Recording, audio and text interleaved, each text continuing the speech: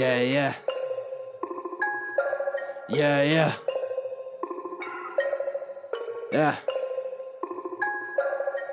Look, Wrestling 101, classes in session. Pay attention to the teachings, that's from Andrew and Derek. I mean, these guys making a killing with no competition. Dynamic duo better than the Hardy Boys and the Dudley Boys. Everybody make some noise, mess with them, you get destroyed. They cannot be beat, take a seat. Watch them do they thing on the MIC. Face defeat, they cannot be seen like JC. Oh my goodness, it's a killing spree. Mike Dell here, aka the biblical, pontifical, unequivocal individual that's not traditional and inexplicable, and you are listening to Wrestling IQ 101. Hey guys, welcome back to Wrestling IQ 101. I'm Andrew alongside Derek. You can follow us on Facebook, Twitter, and Instagram at Wrestling IQ 101. And today we'll be talking all things Capital Wrestling with Harry Terjarian. How's it going, man? Terjarian, that's good. It's good, brother. Thank you guys for having me. Yeah, of course, man. Definitely. Yeah, man. So, to start off with, where can people find Capital Wrestling this Saturday? Well, for this Saturday, the live event is the Torneo De Nada. It's in Hoboken, New Jersey, the Capitol Auditorium. It's 301 Garden Street. Mm-hmm. And you can find tickets. Go through any of our social media, all the Capital Wrestling stuff. But we do have a website set up just for this event, tinyurl.com/Torneo De Nada. Right. But, you can Google Capital Wrestling. You can go to our Facebook page, Twitter, @Capital Wrestling. And, we're all over the place. But that's where the tickets are available, 8 p.m. bell time. And it's a really great show. I really, anybody who enjoys a fun wrestling show, you're going to love this. The wrestling quality is good. It's a fun show for the whole family as well. But, it's also not, squeaky clean either. Let's just put it that way. But It's super fun. Nice. That sounds great. Well, so what actually went into putting this card together? Well, this particular card, the thing about Capital Wrestling that's different than a lot of other wrestling companies is that we don't just do one-off shows. And there's nothing wrong with that, but we're doing episodic television, like really old school, WCW, NWA, and sort of like primetime wrestling, Tuesday Night Titan stuff, where we have a lot of behind-the-scenes segments. So we kind of use these things as tapings. They're really more tapings than they are one-offs. But now this Saturday is a special event because we put together a tournament. Mark Rivera, the Memphis Mofo, put together this tournament to determine the number one contender for the Sapphire Television Championship. Now, here's the thing about this. This may be the most coveted title, one of the most coveted titles.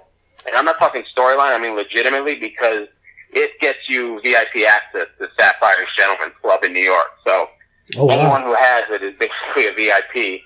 So legitimately, wrestlers want that title. Yeah, I want that title. Yeah, I want it too. Yeah. So, aside from the WWE title, maybe New Japan, I think this might be third on the most coveted championship belt. That just might be number one. Yeah, that sounds good. I guess. I feel like if you're WWE champion, I think you can afford to go to Sapphire's Gentlemen's Club. You don't have to worry about the cover, but then again, maybe that's not where you're supposed to be with the title, but who knows? Yeah. Well, we haven't seen it in a little bit anyway, so who knows where the Universal title is anyway. Yeah, and I'll take that one any day. Well, fair enough.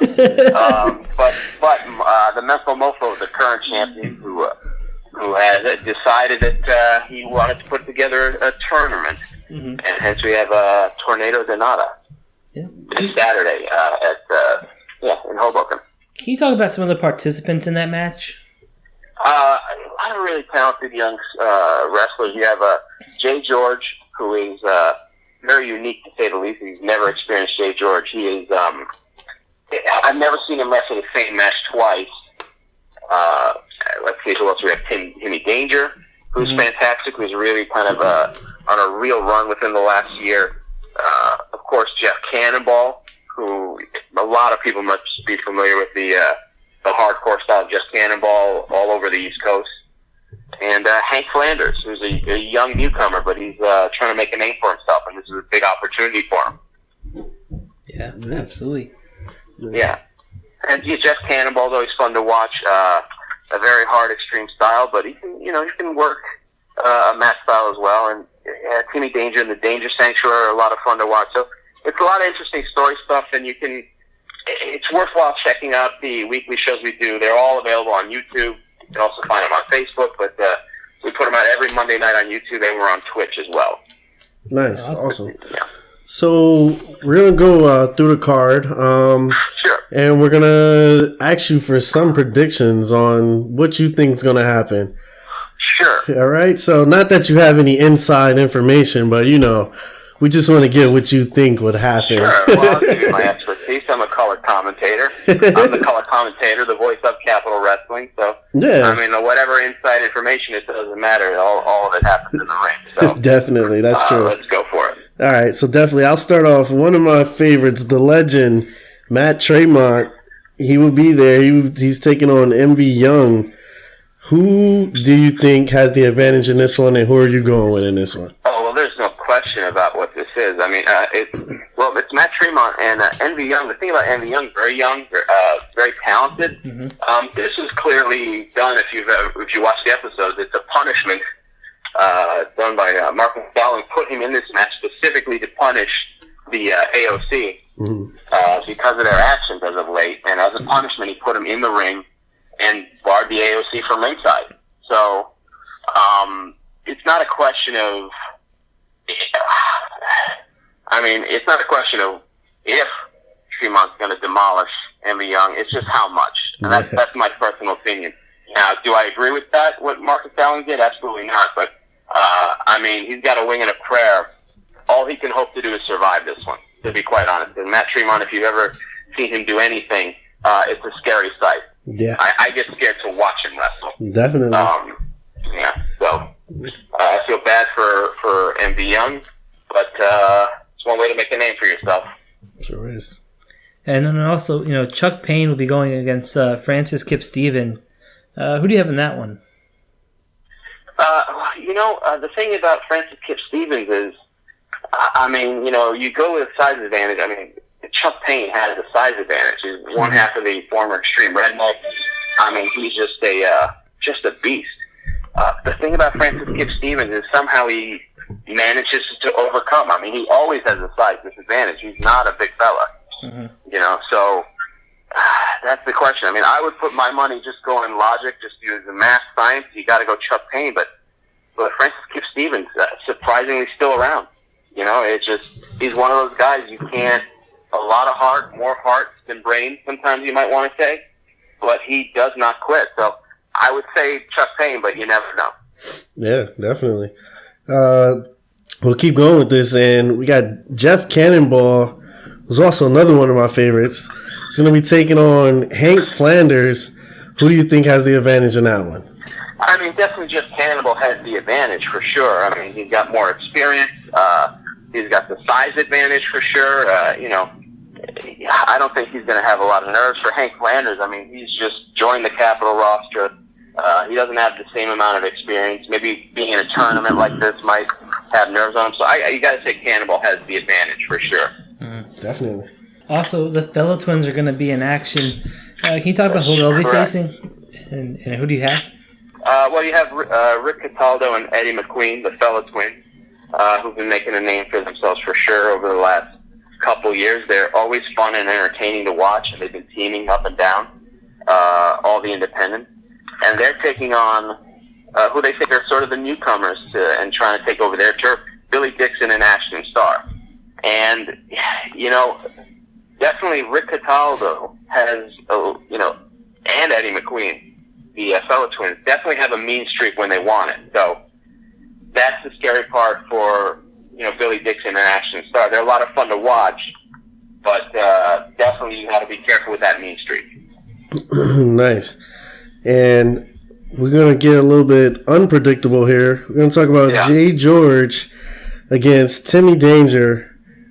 What do you think is going to happen? That's definitely going to be unpredictable. Unpredictable is the word. I mean, you got two guys who are kind of wild cards. I mean, the question is, who is going to be the most unpredictable? Yes. I have to pick anyone, again, Jay George is insanely unpredictable. But then again, Timmy Danger with the Danger Sanctuary has been doing a lot of bizarre things that have been going his way. You know, there's been a lot of stuff. Who knows if he's adding members to the Danger Sanctuary? He never seems to stop wanting to find new members. So it's just going to be a fun, bizarre one to watch. Those are always interesting to call from my point as a color commentator, to be honest. Because, I mean, one of the matches I called with Jay George, at one point, he just stopped and did a Beetlejuice medley. I don't even know how to describe that over the phone. It is what it is. I think he played Shake Shake Sonora and did a conga line, and people joined in, oddly enough. Another match of his, I do remember, turned into somewhat of a hardcore match where somebody dumped a bag of chips in the ring and dumped somebody back first onto those chips. Now, those are available. I believe they're on the Capitol, one of the Capitol episodes. That's an old match. So, and my favorite part of that was just shouting, "That man has a family, damn it!" After he fell on top of a pile of chips. They were a Cool Ranch, thank God, because if they had been perhaps spicy chips, I don't know if we'd still be in business. Oh my goodness. The Cool Ranch nuts. Although we did do, I forget the match, that one of the more interesting matches we called. We had a Pocky Chip death match that we called. That was a couple months back, actually, and it was between, I believe it was Jeff Cannonball and a member of the AOC, Logan Black, and the loser had to eat the world's spiciest potato chip. Oh yeah, I remember seeing it. Logan. Oh my God. Yeah, and it was not one of the ones I was fond of to have to call, just because I worry about these guys. You know, they have families. I care about these athletes. They put their bodies on the line. It was, and I don't like spicy food, so that was particularly rough to watch, to be honest. Yeah. Now also, but that's also available on the Capitol YouTube page. You can check out that episode as well. Definitely check it out. plus, you know, they have Smiley versus the Sky Reaper, Casey Navarro, both guys on a roll. Who do you have on that one? You know, I'm not a fan of Smiley because I don't trust wrestlers who wear masks. Mm-hmm. There's a personal issue with that. I don't want to get into why, but I just don't like masks. However, he's another guy who's unorthodox style. I mean, he just won the tag team championships with Juba here in Capitol Wrestling. So, as much as I don't want to give him credit, Smiley has the advantage because he's just, again, unpredictable, but also has a great set of athletic skills. I just wish he would not be so weird, personally. Nice. Now we'll mix it up, we'll talk about the women here. You got Corinne Mink. She's going to be challenging the answer to all of our prayers, Ariella Nix. Right. And she's competing against her for her championship. Who do you think's walking away with this one? Well, listen, you always got to give the champion the benefit of the doubt here on this. I mean, I got to go Ariella Nix, not just because she's the champion, but she's also being guided by one of the most brilliant minds in the wrestling business, the that feminist activist, Portia Vaughn. Mm-hmm. So with Portia Vaughn in her corner, you never know what can happen. But aside from that, I mean, you know, you got to give the champion their advantage. But it'll be interesting to see. I don't know too much about Corinne Mink. I'm not going to pretend that I do. But it'll, you know, it's one of those situations. You know, everybody wants a shot at the champion. You get people who are willing to just step up. You know, sometimes people aren't ready, but they're willing to take that title shot, and you can get an upset. It can happen, but I would put my money on Ariella Nix. But you never know. Yeah, I think you're right there for sure. Yeah. What else we got here? We have Bo Crockett. He's going to be taking on Mike Law. What are your predictions for that one? Well, listen to me. Bo Crockett has he's gotten the better of Mike Law several times here. I mean, I got to say, Bo Crockett and the National Wrestling Alliance, the NRA, the National Wrestling Alliance, they like to put an end to the shenanigans. They're more traditional. Bo Crockett, he's done it. Some people argue that it's unfair. He's used his chain, Miss Lucille. Mm-hmm. But it doesn't matter. He's gotten the win over Mike Law, and Mike Law had a tremendous year last year. Now, psychologically, I think it's messed with him significantly. Losing the He lost the Sapphire Men's Championship, the television championship, to the Mental Mofo. Some people say because of Bo Crockett. And so I think that's affecting him psychologically. I think you're going to see Bo Crockett and the National Wrestling Alliance continue to roll. Nice. So that's my feeling on it. Nice. Then we also have Bobby Orlando and Magnum CK versus Kid Osborne and Steve Penna. Who do you have in that one? Listen, I mean, Magnum CK, I always enjoyed his work. Steve Pena is a tremendous athlete, definitely for sure. Kid Osborne, tremendous as well. Bobby Orlando, this is, I believe, his first in-ring appearance with us here in Capital Wrestling. Magnum CK is just tremendous, and if he can work together, the weird part about this is these guys don't normally all team together. Yeah. So that's the X factor in all this. These are singles competitors, and they're doing tag team matches, and it's different. And some people don't look at it that much of a big deal, but anybody who's a consistent tag team competitor will tell you it's different. So it's a toss-up, but I like Magnum CK. I like what he's been doing. I like the bravado he brings to all of it. So I got to go with him and Bobby Orlando. But we'll see. Stephen Pena is a hell of an athlete. Same can be said with Kid Osborne. Nice. So on top of this amazing card that you guys already put together, you got this great main event. You got Anthony Gangone, Matt McIntosh, Sonny Kiss taking on Darius Carter, Paul Jourdain, and Mark Brewer. A.K.A. the Mental Mofo. A.K.A. the Mental Mofo, yeah. The champ. Who do you think is winning this one, if you can even pick out of this one? It's a hard one to pick. Again, you're talking six-man tag, same deal as I mentioned before with the tag team. These guys don't compete together.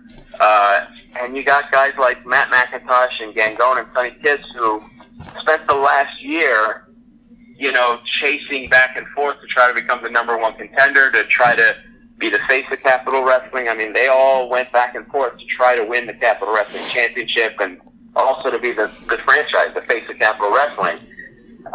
They have a lot of respect for each other now, but you got to wonder if that ego can hold up. That's the key. Can all those guys, no matter what, whatever you want to say, everybody has an ego, whether it's malicious or not. You have a competitive nature. There's a lot of history with those guys, and now they're teaming together, and they gotta make sure they're on solid ground, because they're taking on someone like Darius Carter, who's got a great rep here in the indie scene in New York for sure. Yep. It's very, not just a great athlete, but just tremendously smart. He can be. He's a ring general. And you got to be careful with that. You got Paul Jourdain, who, if you've never seen Paul Jourdain, you should watch him now, because you're going to see him. I think in the next several years he's going to get called up. He's a big guy who moves so well. He's got everything you'd want in a professional wrestler. The size. I compared him, to sort of a Sid Vicious, but with a little bit quicker than Sid to me, nice. And definitely better looking. But don't tell Sid I said that. But, not that he'll show up. He doesn't show up for things, I've heard. So my God. And also, he doesn't. What do you want me to tell you? It happens once, twice, but, a couple times. And then, of course, there's Mental Mofo, part of the National Wrestling Alliance. He's also another one. He's very, a very cerebral sort of wrestler. He's always thinking. He's always thinking of the malicious things he could do. It's one thing to be malicious. It's another thing to be thoughtfully malicious. So, I don't know that Anthony Gangone, Matt McIntosh, and Sonny Kiss can all hold it together. Sonny Kiss right now there's a lot of great things going on for Sonny's career. Just recently was part of Lucha Underground. There's rumors that he might be going a couple other places. I don't know. There's a lot of great things, but it also, when that happens, you got to wonder if your head is in the game. Is his head in the game? Is he going to be as worried about protecting Anthony Gangone and Matt McIntosh? Or is he going to be worried about, cashing those checks? That happens. Yeah, definitely. But, I would say Darius Carter and Paul Jourdain and the Mental Mofo have an advantage going into this one for sure. Yeah. Okay. So Harry, can you tell the people how much tickets start at and where they can find Capital Wrestling again? Okay, well, Capital Wrestling, you can go to basically any social media, we're part of it, we're there. So, whether it's Facebook, you can go to Capital Wrestling, Twitter, it's Capital Wrestling. Wrestling is the Twitter, let me make sure I spell that properly so you can find it. Capital with O, Wrestling, no G, that's it. So Capital Wrestling. But listen, it's 2018. All you got to do is Google the son of a bitch. You know what I mean? Like, That's honestly, true. if you can't find it through Google, we don't want you. You're too dumb to watch our product. How about that? Capital Wrestling, put it in Hoboken. We're everywhere. We're Twitter, we're Instagram. We even set up a special little website just for this event, which is tinyurl.com/Torneo De Nada. But again, go to Google. It's the first thing that pops up. It's a great show. It's this Saturday, July 14th in Hoboken, 301 Garden Street. And as far as the tickets go, we got a lot of different packages. Tickets start as low as $15. And you know, it's 7 o'clock doors, 8 o'clock bell time. Yeah. I'm mixing up my words. And it's just a fun show. You get your money's worth for sure. You know, we're building up a great fan base. The quality is really good. You know, you're not coming to some indie show where, and I'll be honest with you, I haven't seen a ton of them anymore, so I'm not crapping on other products because for the most part, you know, the New York and New Jersey indie scene is really pretty strong. You know, you're not seeing garbage wrestling. These guys are professionals. Like, they really do a great job. It's a lot of fun. And I think the type of stories we tell are really fun, too. You know, it's a little bit different than a lot of other companies. What makes us different is a lot of companies, they focus, you know, on just that one show for the night. And it's a great show, but we tell a great story. It's kind of old school that way. And that was my favorite type of wrestling, was the stories. You know, just reasons for feuds, ongoing feuds, and things like that. But Capitol Auditorium, 301 Garden Street, Hoboken, New Jersey. Again, this Saturday, July 14th, 7 p.m. doors, 8 o'clock bell time. It's gonna be great, and you can go to capitalwrestling.com for all of it if you can't find any of it. But nice. There you go. Sounds good. Yeah. Sounds good.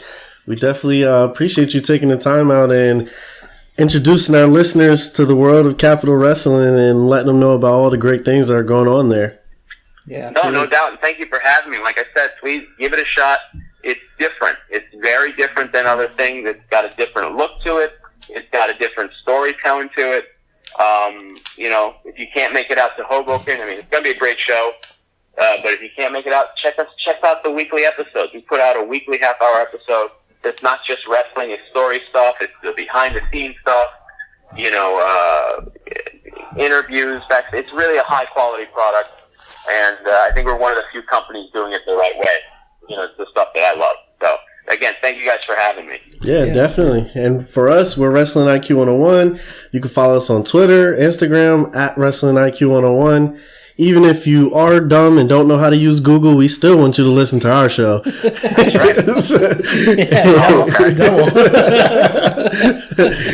Thank you guys, and we are out.